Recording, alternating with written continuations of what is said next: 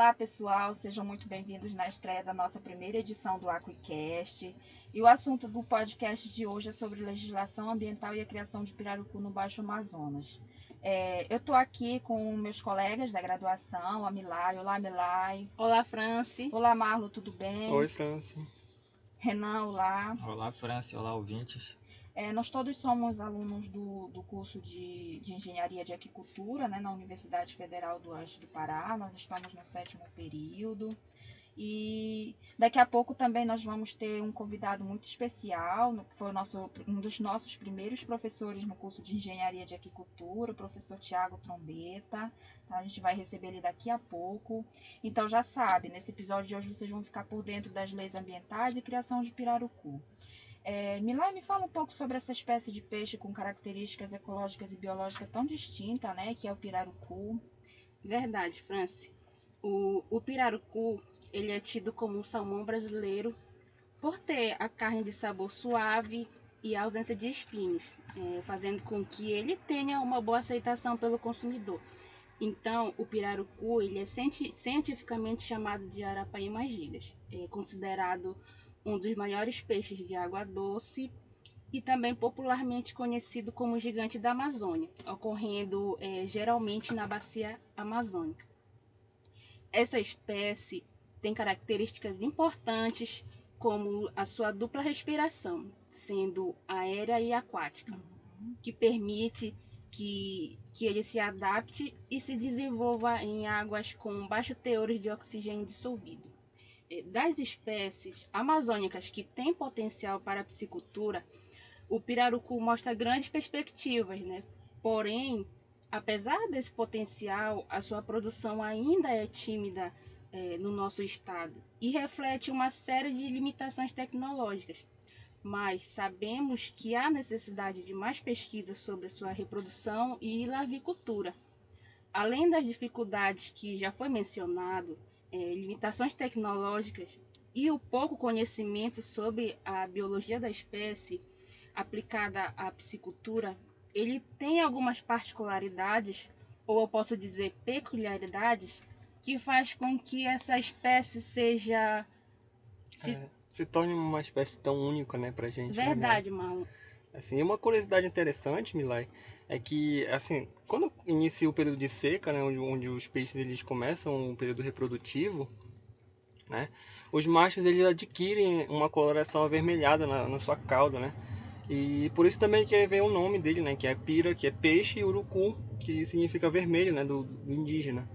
Ele constrói uma espécie de ninho, né, com raízes e galhos de plantas nos lagos, que ele tem preferência por águas mais calmas, né, águas com corredeiras assim ele não gosta muito. A fêmea no período da reprodução ela vai lá e deposita os ovos, onde logo em seguida o macho vai e faz a fecundação. E o interessante disso é que o casal tem esse cuidado depois de estar junto, né, cuidando da prole. A fêmea fica ali perto do ninho e o macho fica nas redondezas, espantando possíveis predadores. E nesse período ele fica até mais agressivo, né? Justamente, Marlon, né? Embora Sim. sejam animais extremamente resistentes às adversidades do meio ambiente, são muito vulneráveis à ação de pescadores. Devido a esse cuidado com o ninho após a desova, deixam os machos dessa espécie expostos à captura dos pescadores, né? Uhum. E também é porque ele fica mais agressivo, ele vê aquela canoa ali em cima, que o pescador, né, que geralmente é a água mais calma, não vai com barco, né? Vai com canoa. Além desse fato, existem predadores naturais, como por exemplo a piranha, né? Sim. Sendo durante a longa fase de maturidade sexual dos filhotes, torna-se mais fácil a captura por esses predadores e assim diminuir o sucesso reprodutivo dessa espécie. Mas eu acho importante comentar aqui que o pirarucu pode fornecer subprodutos de valor comercial e também de grande potencial, como o couro, que pode representar 10% do seu peso. Depois de curtido, o couro pode ser utilizado como matéria-prima para vestuários e acessórios como bolsas, cintos, etc. Então a gente acaba percebendo, né, Renan, que o cultivo do pirarucu não envolve apenas uma questão, digamos, de comercialização rentável, comercialização mesmo, para ganho de dinheiro, mas também como um produto, né, de valorização cultural. Sim. Né, Exatamente. que também é muito importante na nossa região. A gente tem, né, esse certo zelo pela cultura. Pessoal, nesse momento nós vamos receber o nosso convidado especial, o professor Dr. Tiago Trombeta, engenheiro da pesca, PhD em aquicultura, atualmente está como professor na Universidade de Brasília, Unib, e ele também já foi consultor de aquicultura no SEBRAE e no Instituto Brasileiro de Desenvolvimento e Sustentabilidade. Professor, a gente sabe que o pirarucu ele tem um potencial grande, né, para a aquicultura, mas a gente sabe também que por causa da falta de políticas públicas, logística deficiente e outros desafios também acaba atrapalhando o cultivo, especificamente aqui na nossa região, né? Como a gente assim poderia avaliar essas dificuldades na criação e na legislação ambiental em relação a essa espécie? Bom, vamos lá, turma. Muito obrigado pelo convite. É uma satisfação enorme estar aqui com vocês, revendo vocês, ver que vocês estão firmes nessa jornada aí.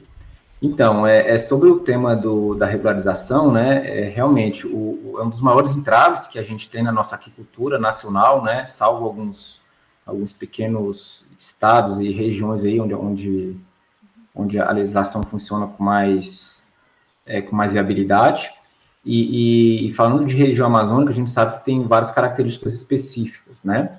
Então, para dar um panorama geral e a gente tem uma noção do que é a questão de regularização, tá? Quando a gente fala regularização, que é o termo correto, ela envolve diversas licenças e uma série de documentos envolvidos, né? Entre elas tem licenciamento ambiental, é uma dessas ferramentas que garante a conservação do meio ambiente em consonância com a atividade produtiva, a outorga de uso de água, de direito de uso da água, que dá a esse proprietário ali o direito de usar aquela água, a cessão de uso, né, de espaços públicos, muito utilizado para reservatórios da União. Então, todos esses processos envolvem a regularização ambiental.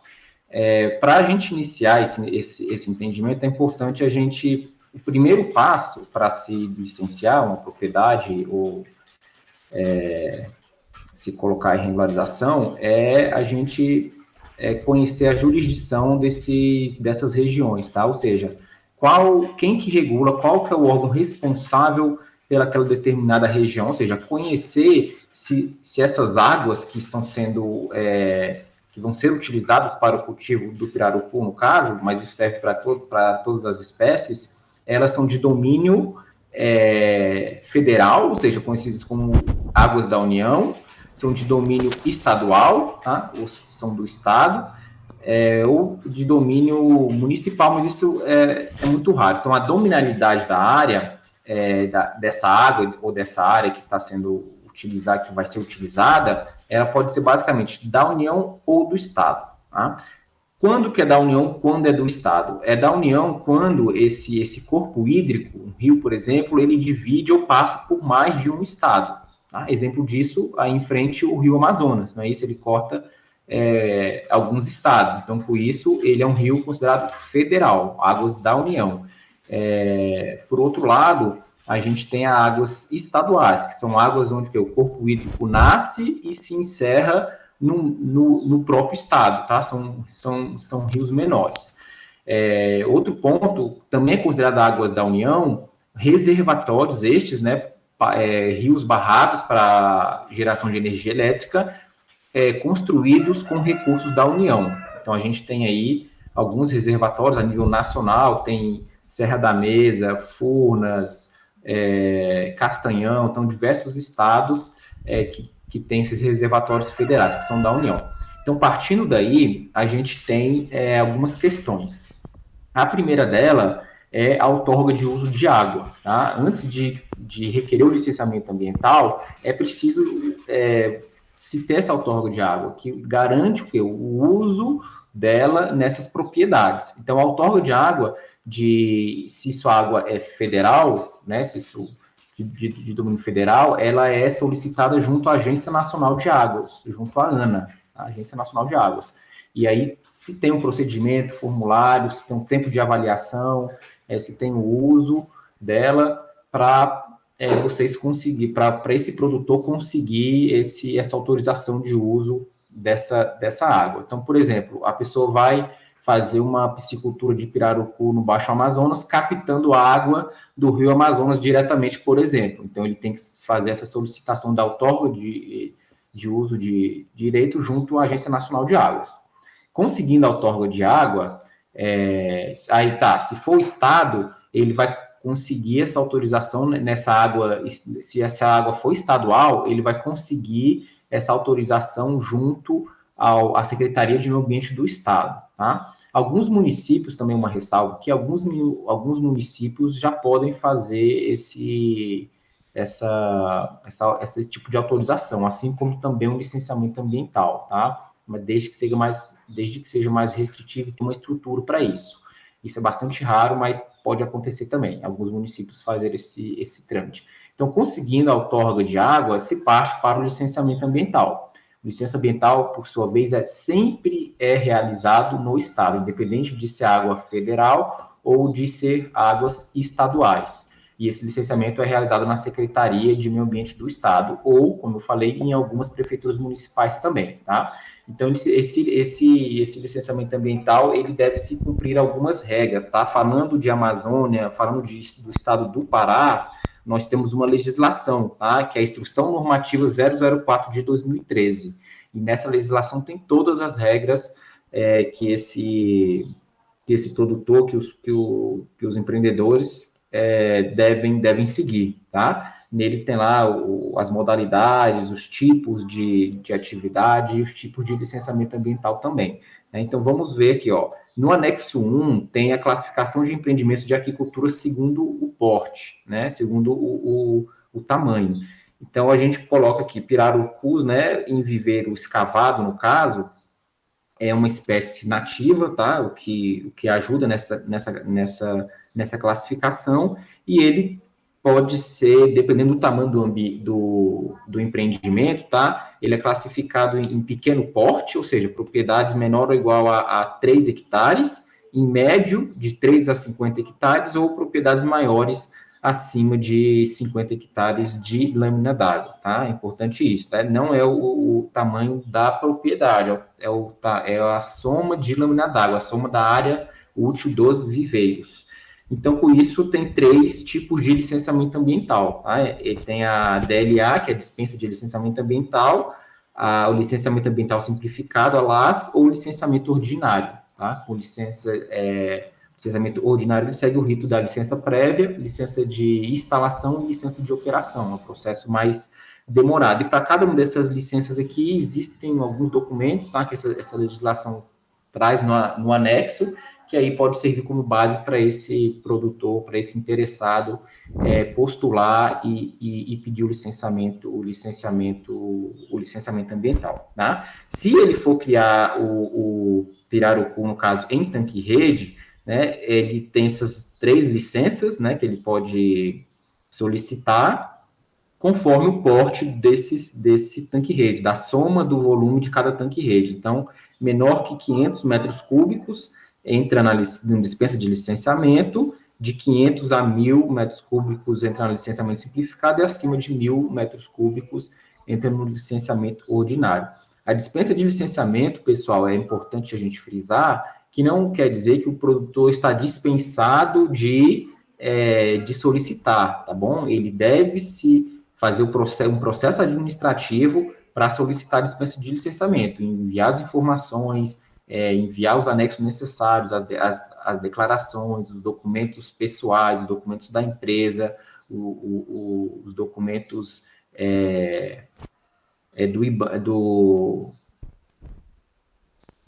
os formulários, né, que eu quero dizer, de preenchimento dessa legislação. Então, todos esses documentos, eles devem ser entregues, né, na Secretaria de Meio Ambiente ou na Prefeitura, para eles avaliarem e solicitar o licenciamento ambiental, tá bom? Então, a gente tem aqui essas 2 modalidades de viveiro escavado ou tanque-rede, que a legislação traz para esses interessados em seguirem o trâmite, né, de licenciamento ambiental. E tem um ponto aqui, turma, que é bem interessante, né, e discutível, principalmente falando da região de vocês aí, é a questão da regularização agrária da terra, tá bom? Todos esses procedimentos aqui exigem que a terra esteja regularizada, tá?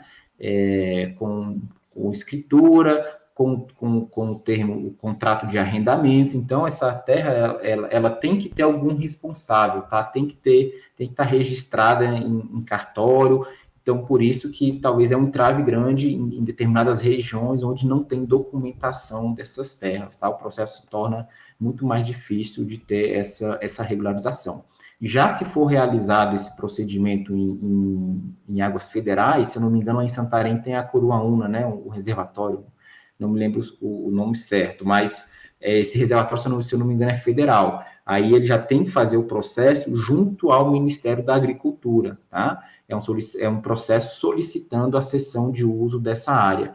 Então, esse produtor, no final, ele vai ter um termo de uma cessão desse uso para utilizar essa área durante 20 anos, tá? E aí ela se divide em cessão onerosa e cessão não onerosa. Cessão não onerosa é destinada para aquele público de baixa renda, aquele público de comunidades locais, onde não é cobrado para se utilizar essa área. Já a cessão onerosa, né, é para aqueles empreendimentos maiores, né, onde se paga uma taxa anual para utilizar essa área, mas nada muito exorbitante, tá? São valores totalmente pagáveis aí para quem está produzindo. Tá ok? Em resumo, eu acho que era isso que eu tinha para falar. Se alguém tiver alguma questão, alguma dúvida mais pontual. Certo, professor, perfeito. O senhor colocou assim de forma bem sucinta, mas totalmente esclarecedora. E a gente já estava aqui aproveitando também para matar a saudade das aulas, né? Você esqueceu de falar, o professor era nosso professor aqui no campus, na UFOPA, né? Então, assim, professor, muito obrigada, tá? Assim, o senhor trouxe, assim, muita riqueza de conteúdo para a gente aproveita aqui para agradecer a sua disponibilidade, tá bom? E também fica à vontade, tá? Toda vez que quiser voltar, e muito obrigada por aceitar o nosso convite, tá? Beleza, ótimo. Eu acabei esquecendo realmente de comentar essa parte inicial de apresentação. Acho que vocês já podem me apresentar também aí, como já fui professor aí de vocês, né? E que bom, mais uma vez aí, que bom realmente que vocês estão aí firmes, né? Bom rever vocês. Precisando da gente aqui, estou sempre à disposição em ajudá-los, tá? Vocês foram a minha primeira turma, não é isso? Praticamente. Nossa, que sufoco, não era ecologia, botânica. Também não eram minhas especialidades, né? E a gente acabou que eu não consegui fazer nenhuma disciplina fera com vocês mesmo da minha área, né? Uma psicultura, alguma coisa nesse sentido aí. Mas garanto. Vocês vão seguir firmes aí. Obrigada, professor. Um abraço para vocês. Tchau, tchau. Abraço, professor. Obrigada, professor. Abraço. Valeu, Milay. Tchau. Até mais, professor. Valeu, Renan. Tchau, Marlon. Então, pessoal, nós chegamos ao final do nosso primeiro AquiCast. Obrigado vocês que nos acompanharam. Semana que vem tem mais. Obrigado, menina. Obrigado, Marlon. Obrigado, Renan. Obrigado, Milay, professor Tiago. Até semana que vem a gente se vê aqui de novo. Tchau. Tchau, galerinha.